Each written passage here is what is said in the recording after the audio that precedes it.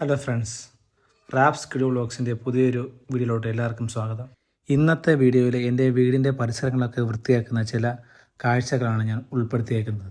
അച്ഛനുള്ള സമയത്ത് നമുക്കിതൊന്നും അറിയേണ്ട ആവശ്യമില്ലായിരുന്നു. എല്ലാം അച്ഛൻ ആ വീടിൻ്റെ പരിസരവും വീടിൻ്റെ ഏരിയയും ഫുള്ള് അടിപൊളിയാക്കി വൃത്തിയാക്കിയിടാനുള്ള ഒരു ടാലൻറ്റ് മാത്രം പോലെ അത് ചെയ്യാനുള്ള മനസ്സും അങ്ങനെയുള്ള ഒരു വ്യക്തിയായിരുന്നു എൻ്റെ അച്ഛൻ. അച്ഛൻ പോയ ശേഷം നമ്മുടെ വീടിൻ്റെ പറമ്പൊക്കെ വൃത്തിയാക്കാനായിട്ട് സാധാരണ ചെയ്യാറ് നമ്മുടെ നാട്ടിൽ ഈ വീടിൻ്റെ പറമ്പൊക്കെ വൃത്തിയാക്കുന്ന ചേട്ടന്മാരുണ്ട്. അവരെ വിളിച്ചാണ് നമ്മൾ സാധാരണ ചെയ്യാറ്. പിന്നെ അമ്മയുടെ കാര്യം എടുത്തു പറയണം. കാരണം ഇപ്പം ഞാനിവിടെ ഇല്ലാത്ത സമയത്താണെങ്കിൽ പോലും കുറേ കാര്യങ്ങളൊക്കെ അമ്മയാണ് ചെയ്തേക്കുന്നത്. അമ്മയുണ്ട്, വൈഫും ഉണ്ട്.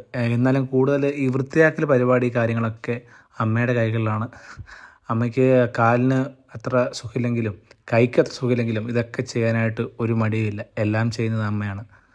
ഇപ്പം ഞാൻ നാട്ടിലുള്ളത് കൊണ്ട് ഈ ദൗത്യം ഞാനങ്ങ് ഏറ്റെടുത്തതേ ഉള്ളൂ. വേണ്ടതും വേണ്ടാത്തതുമായ കുറേ സാധനങ്ങൾ എനിക്ക് പറമ്പിൽ നിന്ന് കിട്ടി. കുറേ പ്ലാസ്റ്റിക്കിൻ്റെ സാധനങ്ങൾ, പിന്നെ അല്ലാത്ത കുറേ ഇരുമ്പ് സാധനങ്ങൾ, വീട് പണി സംബന്ധമായ കുറേ സാധനങ്ങൾ, മിച്ചം വന്നത്, വേസ്റ്റുകൾ.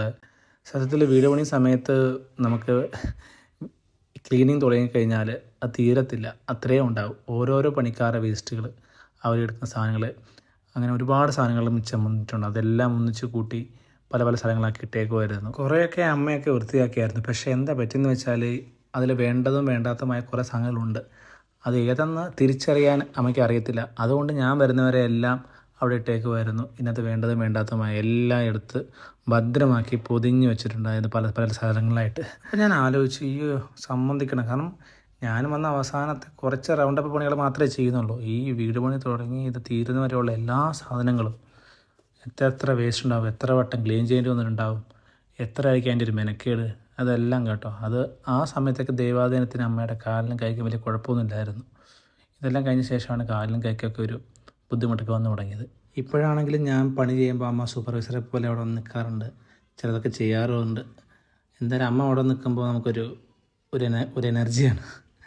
എനിക്കുള്ള ചായയൊക്കെ തന്നിട്ട് അമ്മ അങ്ങോട്ട് തിരിച്ചടുക്കളോട്ട് പോവുകയാണ്. ശബരിമല പ്രസാദവും ഉണ്ട് എൻ്റെ കൂടെ. അമ്പിയമ്മയും വീണുപേരെപ്പനും ശബരിമലയിൽ പോയിട്ട് വന്നപ്പോൾ കൊണ്ടുതന്ന പ്രസാദമാണ്. ബാക്കി കാഴ്ചകൾ പാർട്ട് 2 കാണാം.